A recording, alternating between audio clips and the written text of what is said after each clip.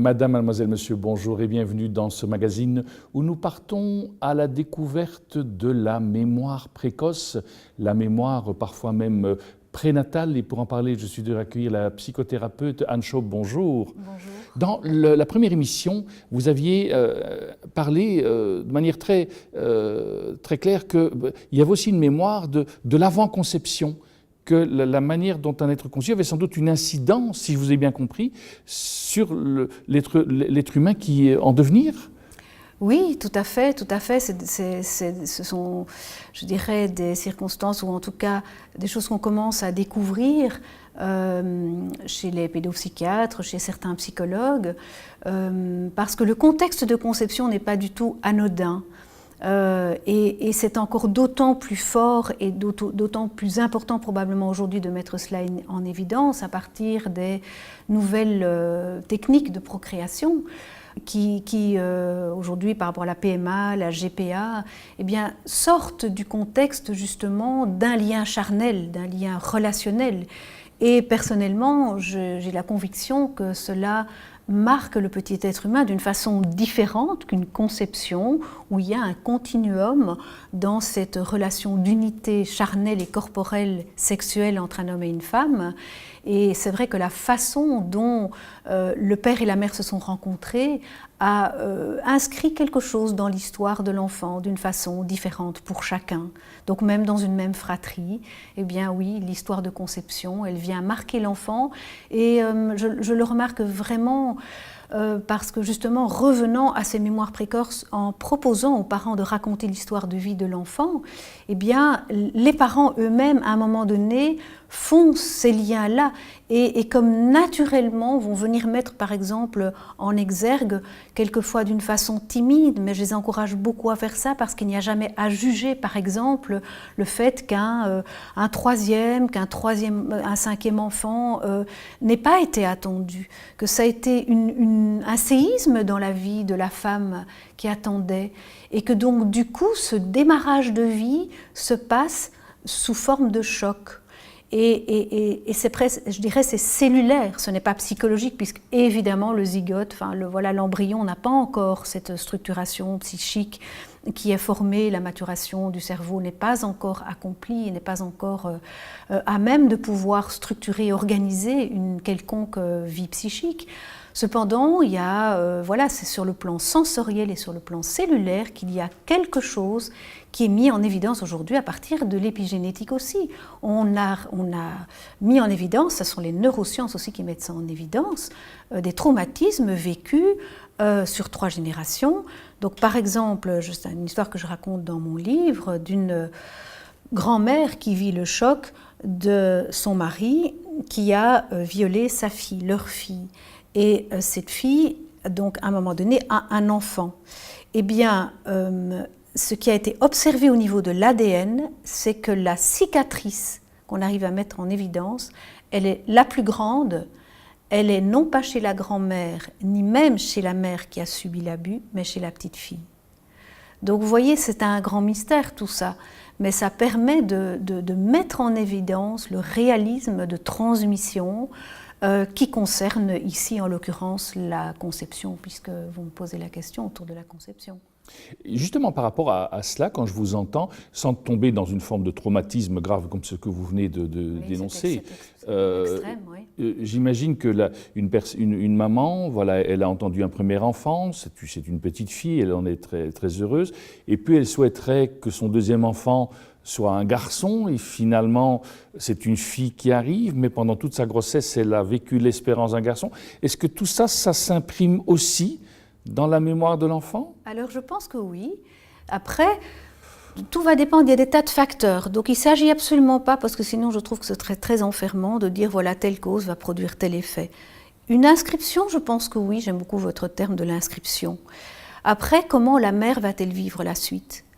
Parce que il y a souvent, il peut y avoir un sas, un temps où en effet la maman va mettre un petit peu de temps, ça peut être 3 semaines, ça peut être 3 mois, ça peut être parfois plus long que cela, pour accueillir cette grossesse et donc cet enfant qu'elle attend. Et l'enfant, oui, va en être marqué.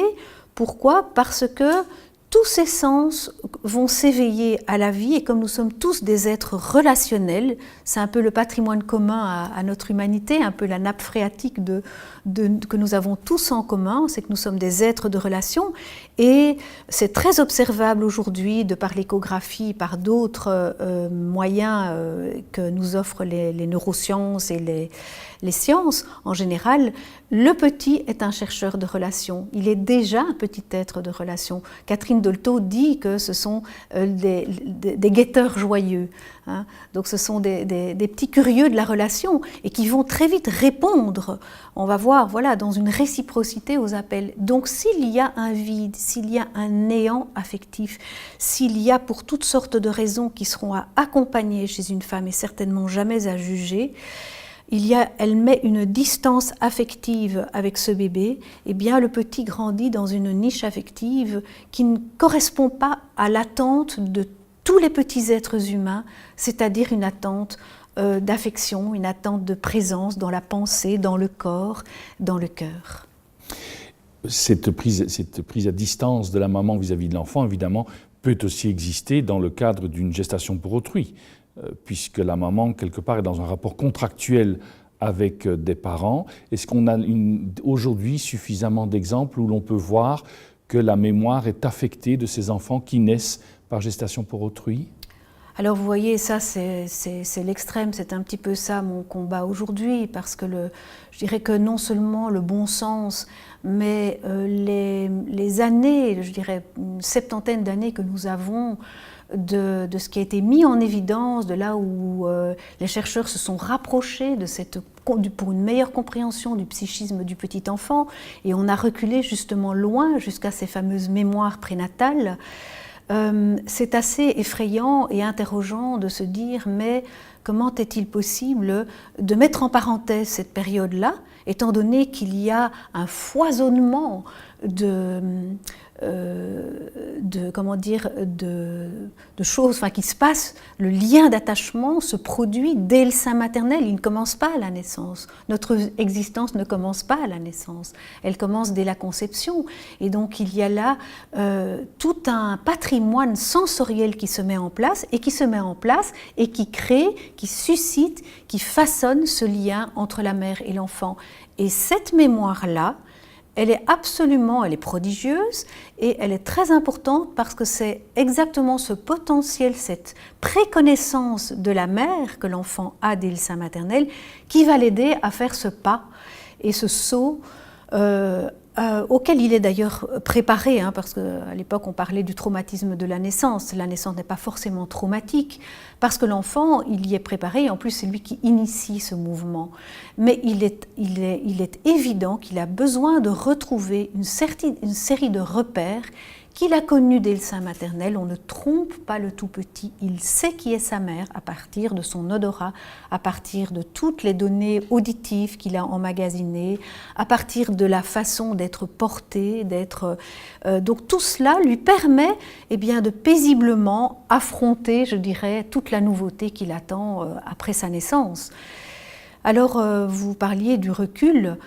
On commence tout doucement à en avoir dans notre pays, peut-être pas. Aux États-Unis, il y a des témoignages qui commencent à sortir parce que c'est le premier pays à avoir accéléré cette technique de procréation. Depuis une trentaine d'années déjà, il y a des témoignages qui sortent, certains sont repris dans mon livre, de femmes qui sont perdues totalement et qui ont coupé autant avec la mère d'origine, la mère de naissance quand elles la connaissent, parce que quelquefois, voilà, il n'y a même plus de lien et de contact, mais également avec les parents intentionnels. Donc ils portent une souffrance sur le plan de l'attachement, sur le plan du lien, qui est absolument abyssale, et une souffrance identitaire énorme, parce que vous voyez, il y a tant d'échanges, hein, cette profusion d'échanges qui se passe à ce moment-là entre la mère et l'enfant, et qui marque définitivement le corps, l'âme, l'esprit du tout petit. Et donc, le séparer, en effet, comme vous avez dit, d'une façon contractuelle, un enfant, parce qu'un enfant, ce n'est pas un objet, c'est un petit être humain, on ne le donne pas, on ne l'achète pas, on ne le vend pas. Et cependant, c'est ce qui se passe dans la GPA, même si y a des discours très édulcorés qui font passer des messages très de solidarité, des messages un petit peu à la guimauve pour enjoliver cela, surtout sur le plan de la solidarité entre femmes, entre couples qui ne pourraient pas enfanter. Je pense que c'est un drame innommable, en effet, c'est qui risque de produire un cri, si cependant ce cri sera entendu, on ne sait pas s'il sera entendu à cette génération-ci ou aux suivantes, mais je pense que cela marque d'une façon définitive l'enfant, d'une façon... Ça ne se verra pas tout de suite parce que l'enfant est fait pour vivre, il a une pulsion de vie, donc il va mettre toute son énergie à s'adapter et à se réattacher, parce que l'attachement est un mouvement naturel de l'être humain, il en a besoin pour vivre.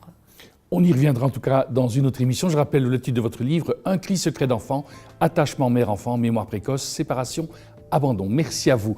Nous arrivons au terme de cette émission-ci. Merci de votre fidélité et je vous dis à très bientôt.